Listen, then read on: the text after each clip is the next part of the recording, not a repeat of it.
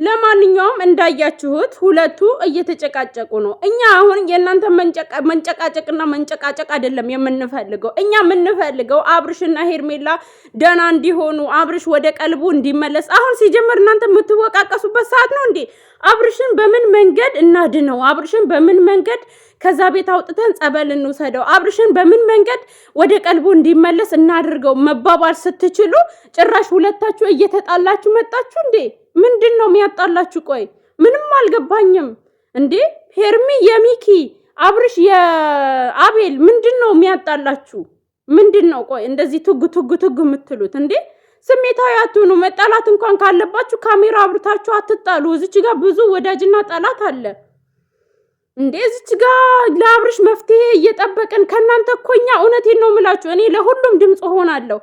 ሁሉም የመዳም ቅመሞች ማለት ነው። አብርሽ ጸበል ሲሄድ፣ አብርሽ ወደ ቀልቡ ሲመለስ፣ አብርሽ ከሄርሜላ ጋር ሲሆን ወይም ደግሞ ሁሉንም ነገር ሲያስታውስ ጓግተናል። በቃ ይሄንን ቀን ማየት በጣም ጓግተናል። እናንተ ጭራሽ እርስ በርስ እየተበጣበጣችሁ ትመጣላችሁ። እዛች ጋር ሄርሜላ ሟታል፣ ያ ሁሉ ነገር ተፈጥሯል፣ ያ ሁሉ ነገር ተደርጓል። አብርሽ ከራሱ ጋር አይደለም ያለው። ከዛ እናንተ መነጋገር ችግራችሁን በግል መፍታት ይመስል ቢያንስ እኮ በክፉ ሰዓት ለምሳሌ በክፉ ሰዓት ወዳጅ እንኳን በክፉ ሰዓት ጠላት እንኳን ቢሞት ማለት ነው የጠላት ቤት ሄደው ሰው ፈጣሪ ያጽናሽ ይባባላል። በቃ በክፉ ሰዓት በሐዘን ሰዓት ጥላቻም ሁሉም ነገር ይረሳል። እናንተ አሁን መጥፎ ሰዓት ላይ ነው ያላችሁት። አብርሽ ሁሉ ነገር ረስተዋል፣ ከራሱ ጋር አይደለም። ሄርሜላ ያን ነገር አታለች። በጣም በቃ ትኩረት የምትሰጧት ሄርሜላ በመሐከላችሁ አለች። ጭራሽ እናንተ ቪዲዮ አብርታችሁ ቦግ ትላላችሁ። ወንድሞቼ ምን ሆናችሁ ነው? አረ በጣም ይደብራል። ይሄ ከናንተ አልጠብቅም። የእውነት እኔ ዛሬ ቤታችሁ እየተመላለስኩ ብዙ ጊዜ ስልክ ደውያለሁ። ብዙ ነገር ከናንተ የመዳም ቅመሞች እየፈለጉ ነው። ኦዲየንስ ሁሉ እናንተን ቪዲዮ እየጠበቀ ነው። እኛ የምንፈልገው ሄርሜላን ደህንነት፣ የአብርሽና የሄርሜላ አንድ መሆን ነው። ጭራሽ እናንተ ሁለታችሁ እየተበጣበጣችሁ ትመጣላችሁ እንዴ? መረዳዳት እኮ ነው። እዚች ጋር አቤል ቤተሰቡ ጋር ችግር ገጥሞት ሄደ። ሲመለስ አብርሽ እንደዛ ሆኖ ጠበቀው። በቃ ሐላስ እሺ በቃ እንደዛ ነው እንዴ? እኔ እኮ እንደዛ አልመሰለኝም። በቃ በዚህ ተረድቼ ነው ማለት ነው ያለብህ ሚኪ። እንዴ አግዘኝ ከሆነ ደግሞ አግዘኝ፣ እንዲናድርግ ተመካከሩ። ለምንድን ነው የምትጣሉት? ስትጣሉት ደግሞ ለምንድን ነው ካሜራ አብርታችሁ የምትጣሉት? እዚች ጋር ስንት የሚወድና የሚጠላ ሰው አለ እንዴ። ተጣሉ፣ ተደባደቡ፣ ችግር የለውም። ግን ደግሞ ካሜራ አጥፍታችሁ ነው መሆን ያለበት። ምክንያቱም ስንት ጠላት አለባት ሄርሜላ። አብርሽ ስንት ጠላት አለበት።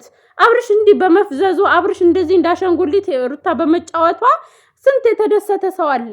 እናንተ የምትሄዱበትን አካሄድ ራሱ በካሜራ ማሳወቅ የለባችሁም። ሲቀጥል ደግሞ ሐኪም ቤት እንውሰደው ላላችሁ በጭራሽ ሐኪም ቤት እንዳትወስዱት። ይሄ የሐኪም ቤት ጉዳይ አይደለም። ሐኪም ቤት መርፌ ነካው ማለት ልጁ ሌላ ነገር ነው የሚገጥመው ማለት ነው። ስለዚህ ሐኪም ቤት እንዳትወስዱት። ከቻላችሁ እሱን ማግኘት ከቻላችሁ የምትወስዱት የት ነው? ጸበል ነው መውሰድ ያለባችሁ። ገባችኋ? ጸበል ነው ወስዳችሁ ማስጠመቅ ያለባችሁ።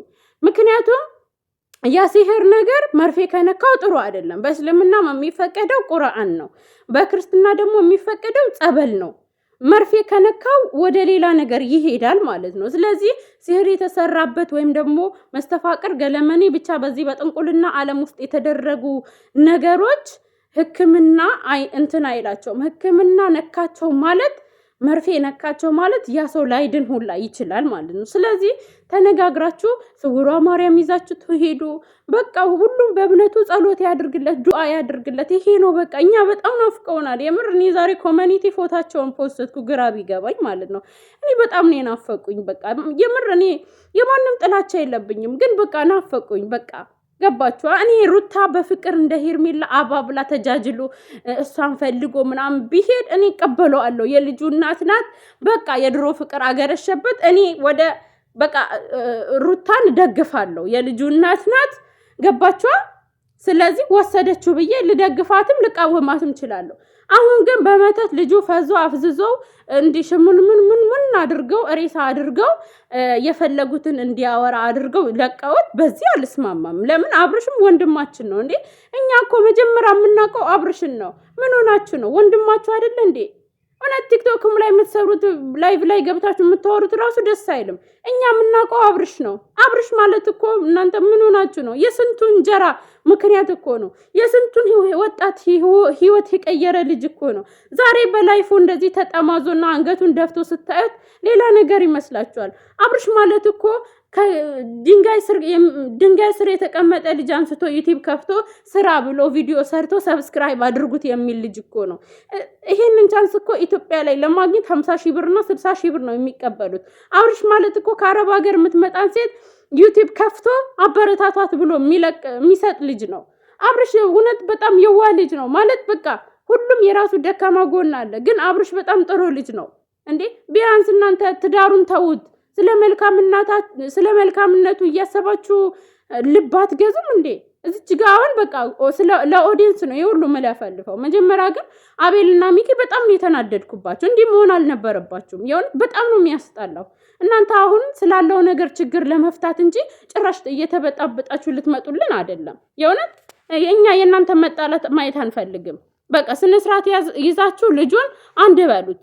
የምር እኔ ዛሬ በቃ ስራ እየሰራው ካሜራ ራሱ በስርዓት አላስቀመጥኩም። ተናድጄ ነው የመጣሁት። እንዴ ሰው ትልቅ ሰው ነው ይሄ ሰው በቃ የሆነ ነገር መፍትሄ ይፈልጋል ብሎ እኛ እኮ እናንተን ኃላፊነትና ሰተናችኋል። ለአብርሽ የሆነ ነገር ታደርጉለታላችሁ የሚል ኃላፊነትና ሰተናችኋል። ምንድነው እናንተ እንደዚህ እየተበጣበጣችሁ እየተጣላችሁ የምትመጡት? በጣም ነው የሚደብረው። በጣም የሆነ አርፋችሁ ተቀመጡ። ችግራችሁን ውስጥ ላይ ፍቱ።